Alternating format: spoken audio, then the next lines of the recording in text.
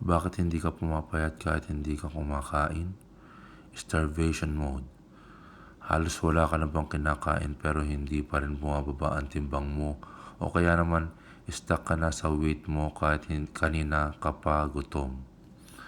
Mag-ingat ka, baka nasa starvation mode na ang katawan mo. Ang starvation mode o sa science ay tinatawag na metabolic adaptation, ay natural na mechanism ng katawan natin para mabuhay.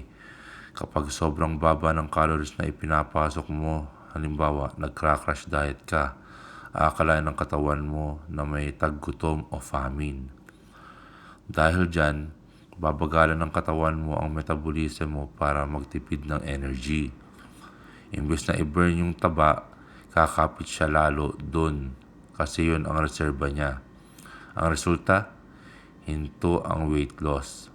Palagi kang pagod at nagiging moody ka pa. So anong dapat gawin para makaalis dito? Una, stop crash dieting. Kumain ng sapat.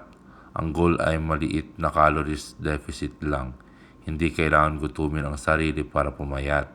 Pangalawa, prioritize protein. Dagdagan ang protein sa pagkain gaya ng itlog, isda o manok para ma-protect ang muscle mo. Tandaan, mas maraming muscle, mas mabilis ang metabolism. Pangatlo, mag-strength training.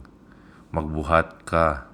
Ito ang pinakamabisang paraan para sabihin sa katawan mo na kailangan nating mag-burn ng energy at hindi mag-store. Tandaan, ang pagkain ay hindi kaaway. Ito ang fuel natin. Hindi mo kailangang parusahan ang sarili mo para maabot ang goals mo. Ang tunay na pagbabago ay nangyayari kapag inaalagaan mo ang katawan mo, hindi kapag sinisira mo ito. Be patient. Consistency is the key, not intensity. Kaya mo yan.